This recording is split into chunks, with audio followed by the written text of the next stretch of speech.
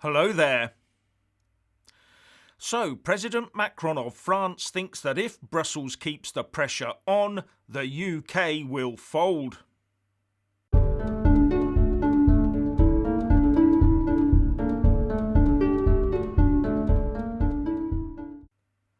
Firstly, please subscribe and like this video to give my channel a boost, and I'm always uploading new content, so please do check back daily, and a big thanks to my Patreon and PayPal supporters.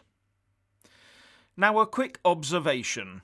Have you noticed that whenever you see a picture or video of people like the EU Commission President Ursula von der Leyen or their chief Brexit negotiator Michel Barnier, they are wearing EU emblazoned face masks? But the UK side, as far as I can see, generally wears black ones. But were the UK side to wear Union flag masks, the pro-EU rejoiners would go into meltdown, claiming it was nationalistic and transmitting the wrong message. You know it, and I know it. But it shows you that there is such a thing as EU nationalism, one of the main aims of the European Union. Now, as we all know, Emmanuel Macron, the President of France, is extremely keen to keep his trawlers happily hoovering up UK fish, and he has threatened to veto any Brexit trade deal that does not allow this to continue. As far as I can see, he's rejected all reasonable offers from the UK side, preferring to stick to demands of business as usual in perpetuity. But when this morning there were claims from the EU side that the UK had buckled on fishing quotas overnight, the response from London was an angry, "No, we haven't." So it looks like Paris is onto a loser here so far, thus putting the single veto from France in the way of any trade deal.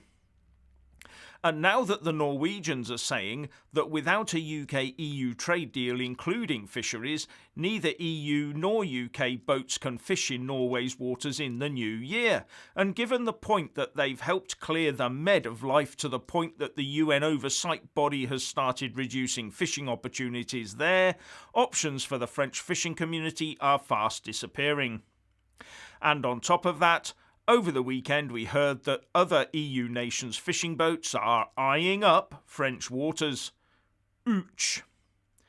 But Macron could always give Scotland's Nicola Sturgeon a ring and clear the way for some free-for-all work for his fishing vessels around the Scottish coast, as she and her team have stated that the Royal Navy is not welcome to help them in their fisheries protection task in so-called Scottish waters. But Macron is so keen to keep the status quo, or better, that he's reportedly told Brussels to keep pushing and the British will fold. Talk about putting all your eggs in one basket. And the response from the UK Foreign Secretary Dominic Raab was that Paris was crazy to be making such aggressive demands, because a no-deal Brexit would terminate their access to UK fishing waters. Anyway, the talks are said to have progressed a little overnight, but with no canyon-bridging results, with Sky News reporting, an EU diplomat has told Sky News that there might now be a narrow path to a Brexit trade deal visible, but only if negotiators can clear the remaining hurdles in the next few days. There has been some progress in the negotiations over the last few days, but sometimes substantial gaps still need to be bridged, they told Sky's Europe correspondent Adam Parsons. A second EU diplomat told our correspondent that chief negotiator Michel Barnier was more upbeat than in his previous appraisal of the Brexit talks. But the quote of the day must go to one EU diplomat that told Reuters that the main point about the deal from Barnier's daily briefing was, "Patients still alive, but keep the Undertaker on speed dial." Many people, especially Brexiteers, are asking how much longer can this charade last? And there are those like the former Brexit Party MEP David Bull who claim it is all just a pantomime. David Bull, who is also a qualified medical doctor and TV presenter, told The Express, "I've never seen a bigger pantomime in my life, and it is exactly what we were expecting." And referring to yesterday's joint statement from Boris and Ursula, he went on to say, "Look at the language of that statement. The fact that it is a joint statement is really fishy for a start. There is also no deadline for the ongoing talks, which is also really suspicious. Also, the political language has changed dramatically, so it's all about being constructive and working together." I thought, well, hang on a minute, we weren't saying that last week. I think the whole thing is orchestrated. Could well be the case, but a climb down by Boris right now would be so obvious it would destroy him. But there are a couple of other plausible explanations.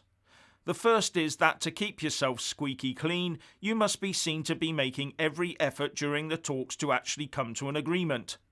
This is the in good faith bit of the withdrawal agreement, which is an international treaty between the EU and UK. So if one side fails in that good faith requirement, it could cost them down the line. But there is another outside possibility, that both sides are keeping the remote possibility of agreeing some sort of GATT-24 arrangement at the end of the transition period, if there's no further movement in these talks. GATT is the General Agreement on Tariffs and Trade, the forerunner to the World Trade Organization, but GATT-24 can still be used. Now, this has been raised before, in the lead up to many Brexit extensions we had in the last couple of years. The House of Commons Library Insight paper on GATT-24 says, Article 24 brackets 5 also permits the adoption of an interim agreement necessary for the formation of a customs union or a free trade area. The intention for allowing this is to have a full free trade agreement by the end of a reasonable period of time. This recognises the fact that a customs union or a free trade agreement cannot be concluded rapidly and might need gradual implementation. It is this idea that those promoting Article 24 have in mind. But I gather that this can only be done if the two sides are still talking at the end of the implementation period. No talking by then, no GATT-24. And it does, of course, have to be agreed by both sides. And there do appear to be potential pitfalls to be avoided should we go down this path. Now, I'm not saying that's where we're headed, just pointing out that it might be something that both sides are keeping open just in case.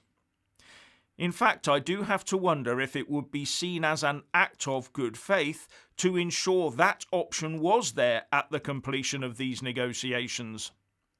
But that does not help business. Business needs certainty, and although the UK has written reams of instructions and guidance, no one who trades between the EU and UK yet knows for certain what tariff regime they will be under. And GATT-24 would once again kick that very heavy can a bit further down the road, and as far as I can see, just be a disguised Brexit extension. Anyway, if you want to hear more from me, please don't forget to subscribe and also press that little bell, or you won't get any notifications. And if you want to see more of me, buy a mug with my mug on it by following the link in the descriptions box below, and support me on Patreon or PayPal. So what do you think about all of this? Please share and comment, and thank you for watching.